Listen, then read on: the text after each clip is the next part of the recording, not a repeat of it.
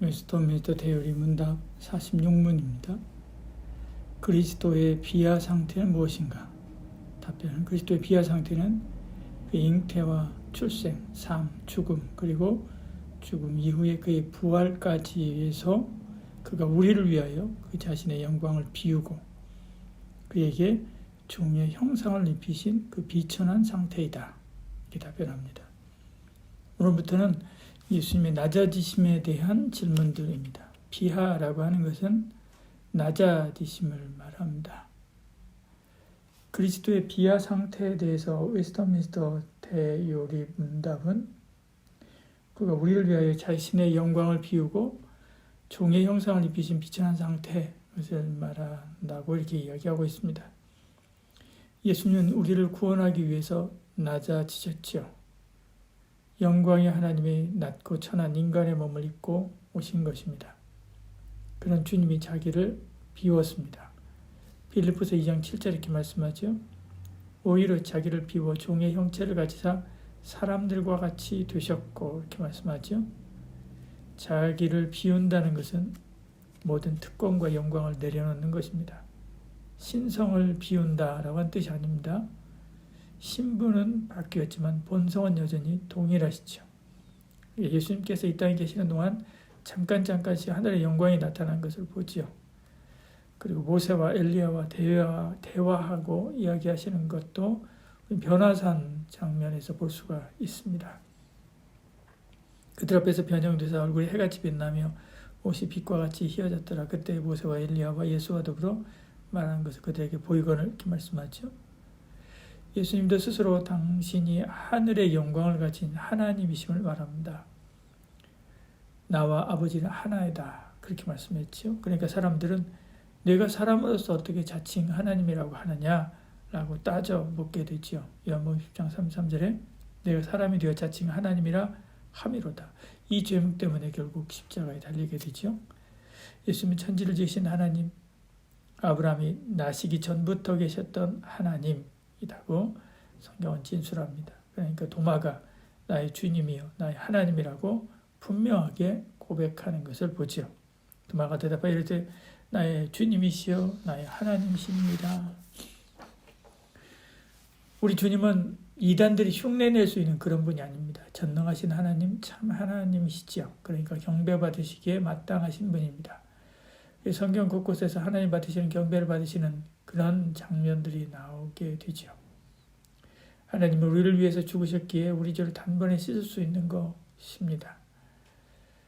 이렇게 하나님이 죽으셨기 때문에 되는 거죠. 영광의 보좌를 포기하고 인간이 되신 주님의 피로 우리가 1만 달란트 빚을 탕감받았는데 우리는 어떻게 하고 있습니까? 우리는 낮아지고 있습니까? 100달란트 빚진 사람 용서해주고 있습니까? 하나님 그 사람 앞에서 낮아지고 있는지 돌아봐야 됩니다. 섬기는 삶을 살고 있는지 자신을 돌아봐야 되죠. 그러지 못할 때가 많습니다. 군대 훈련소에서 일주일 일찍 들어왔다는 이유로 하늘 같은 고참 노릇하면서 거들먹거리는 것과 같은 것이죠. 하늘의 하나님도 낮아져서 우리를 섬기는데 나도 낮고 낮아져야만 하는 겁니다. 그리고 낮은 곳에 있는 그들에게 가야 되죠. 주님이 그랬듯이 그들의 친구가 되어 주어야 합니다.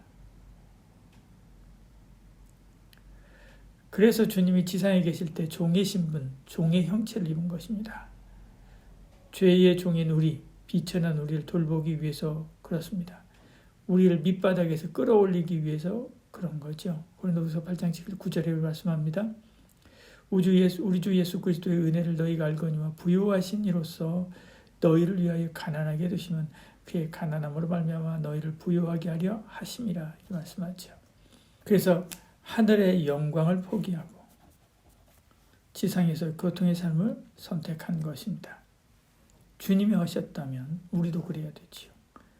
우리는 그리스도를 따르는 작은 그리스도인으로 작은 예수로의 삶을 살아야 되기 때문에 그렇습니다.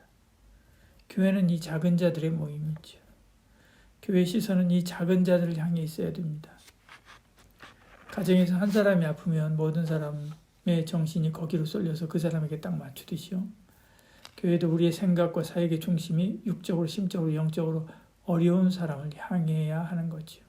그들을 섬기고 사랑하는 삶을 살아야 하는 것입니다. 그것이 가족이지요.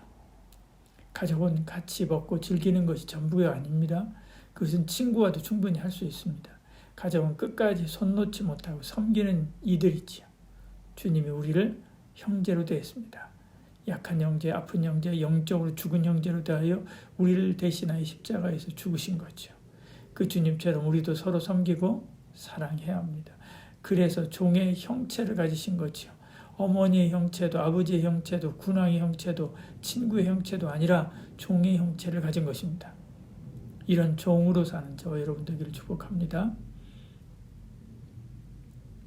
그렇다고 이것으로 끝나는 것이 아닙니다. 자기 비하의 종결은 부활이지요. 사도행전 2장 24절에 하나님께서 그를 사망의 고통에서 풀어 살리셨으니 이는 그가 사망에 매여 있을 수 없음이니라. 우리가 섬길 때 이런 걱정이 내재합니다.